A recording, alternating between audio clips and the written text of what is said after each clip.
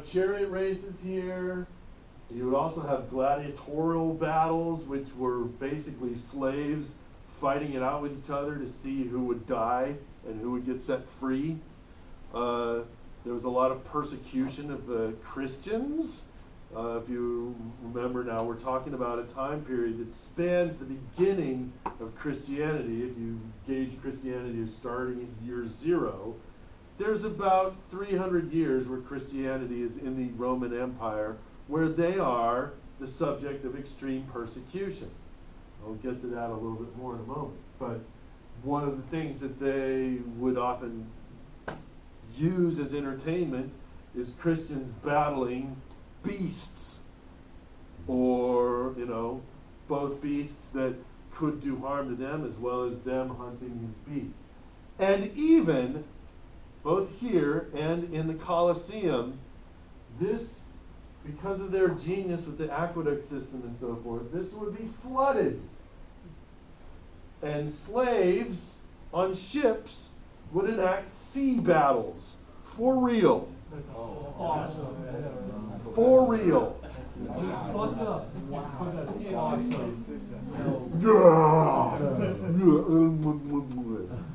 So, Hey Tom, what's that in the middle there? this was, well, That wasn't there though, right? no, well, yeah.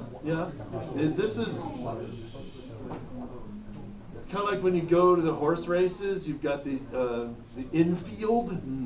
So this is this is what was used for where the chariots would actually round. So they actually had something to turn around. What's that middle, like, if that was there originally, what would that serve as? Just a break? Well, it's like I was just saying, it's like the infield at a NASCAR race, Gotcha. or horse race. So it's because this was primarily used for chariot racing. Okay. So On the Tuesday night. there's this guy who is kind of the grandfather of all architectural innovation, who was kind of active during the late part of the Republic, named Vitruvius. And his innovations, he actually created and documented these volumes and volumes of works that very specifically identify, how to build an aqueduct, or the best sort of way to structure things so they don't fall over, using the structure's weight in itself to support itself. And so his contributions to just modern engineering cannot be understated. It's still studied today in some civil and mechanical engineering classes. But one of the things he did also was to establish a standard of staging, both literally by creating innovations within the theater. Most of those things that I just laid out for you were things that Vitruvius at least had some contribution with. And so I think it was, he wrote these 10 books, and book number 5 is all about how to stage a show, what kind of acoustics are best, the best shape of the facility to accommodate acoustics, things like aiming the facility away from the sun and where wind patterns come in, all of these things. And he also then established what was sort of kind of like Aristotle did for the Greeks. He kind of established what were the standards of comic and tragedy and satire. Or satyr, I should say. Tragedy was valued, but not as much as the comedies were in Roman Empire, where it's kind of just the opposite of the Greeks for the most part. So, in Roman times, largely you would get a magistrate who would fund these productions from tax money, allowing them to be put on for free for the general public. Most of the actors not highly regarded in Roman society. Now, if you were a slave captured somewhere else and brought to Rome, mostly as a child, so that you were raised speaking Latin, essentially, this became a higher position of slavery. And if you were the shit, if you were good enough, you could actually earn your freedom. Okay? During the early part of the Republic, Rome kind of operated during the Ludi Romani festival on a star basis. So that you actually had some, the name was what was drawing people to come and see these shows. And again, at these festivals, you've got the performance happening there. You've got food carts just outside of the performance area.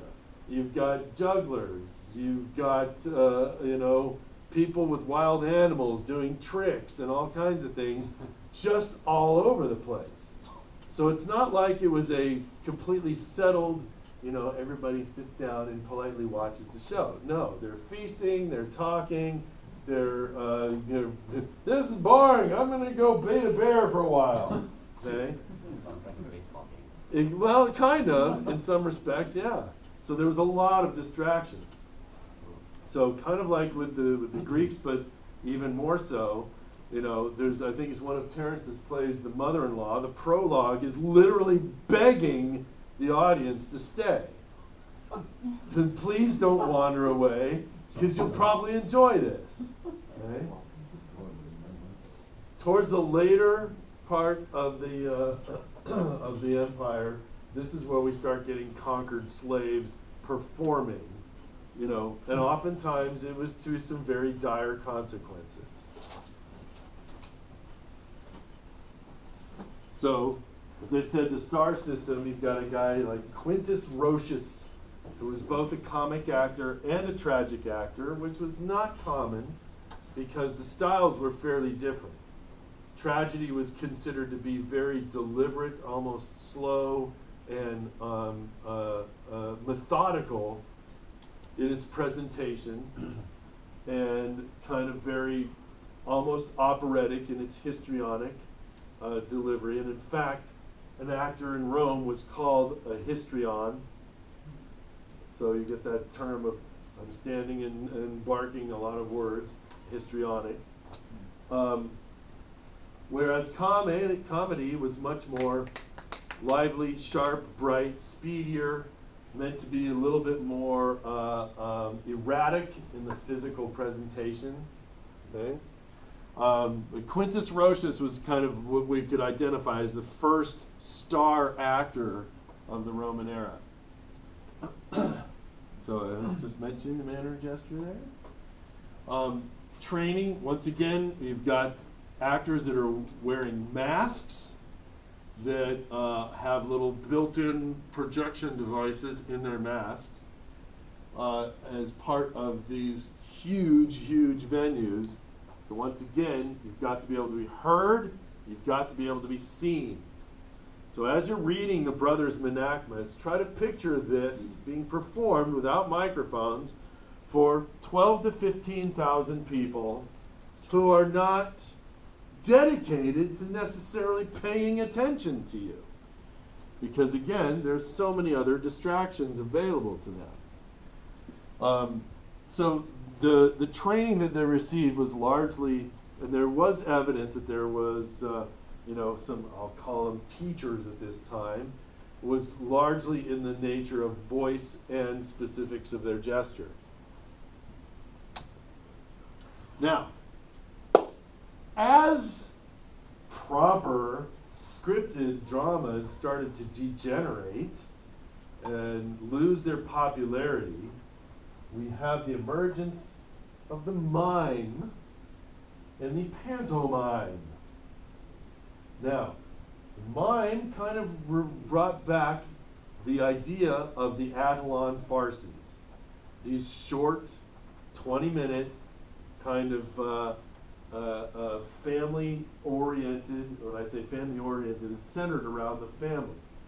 But this is a time when the debaucheries of Rome were really starting to take off. And so more and more the emperors would be demanding, you know, I want to see something more realistic. So these mime performances or whatever oftentimes featured things like live killings,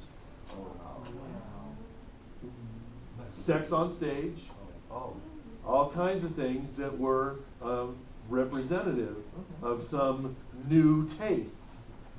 Because of that, because of the sex on stage thing, we now see female performers being used. And the mime performances ditched the masks. So now these massive venues are able to be, I'm not going to say they're less populated, so that people are actually behaving in a more, I'm going to say, naturalistic fashion in these mime performances. And the fact that all this debauchery was taking place both in the audience and on stage is not insignificant in terms of the rise of Christianity in the Roman Empire. Because while they were being persecuted much of the time, there was a stigma being attached to the behaviors that were being demonstrated in these Roman venues. Okay? Pantomime, usually we interchange these two terms to mean something very different than it did in Roman times. But the pantomime truly was a silent dance to music.